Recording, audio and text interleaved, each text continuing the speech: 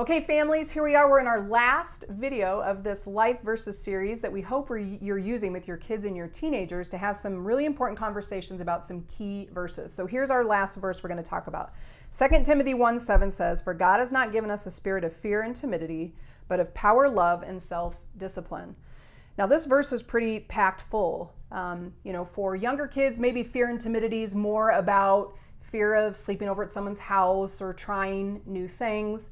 But as for teenagers, I think fear and timidity might be more related to peer pressure, measuring themselves against their peers, coaches, teachers, those kinds of things. So let's take the first part of that verse, AJ, and talk about that for a second. So for you, how has this verse shaped your thinking about yourself and how you interface with the world as far as fear and timidity?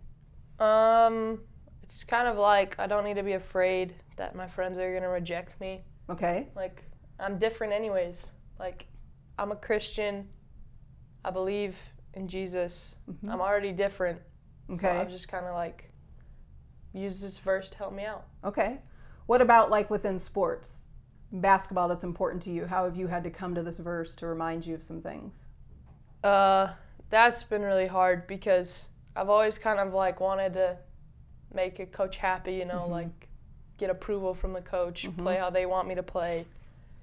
And sometimes that's not good for you. Like if they want you to just shoot from the corner, mm-hmm. don't kind of exert yourself and try and do stuff.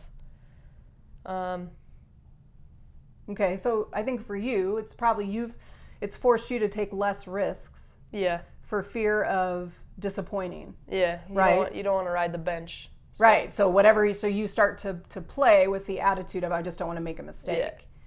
And then what happens in that kind of a mindset, right? That fear and timidity then make more mistakes. Right. And it makes you more timid. Yeah. And the reality is what it should just be is you just go out there and give your best and not worry so much about people's opinions, right? God's opinion's what matters the most. Mm-hmm. Yeah, and like for girls too, I think for girls a lot of it is just pressure from your friends and just trying to be this person that you think everybody wants you to be.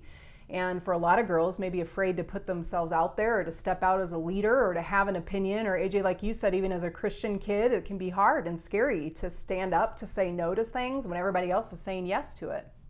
But recognizing that the spirit that God's given us is not one of fear and timidity. We don't need to be afraid. We don't need to be timid. In fact, what God gives us is the second part of the verse, that it's power, love, and self-discipline. So the second part of the verse then talks about that we can be bold and brave in the way we love, mm-hmm. in the power of the way we exert ourselves and put ourselves out there and not be afraid, and then of course with self-control. So AJ, in that second part of the verse about love and self-discipline and power, what does that speak to you maybe with some of the relationships in your life? Definitely got to be self-disciplined. I really struggle with that, self-control.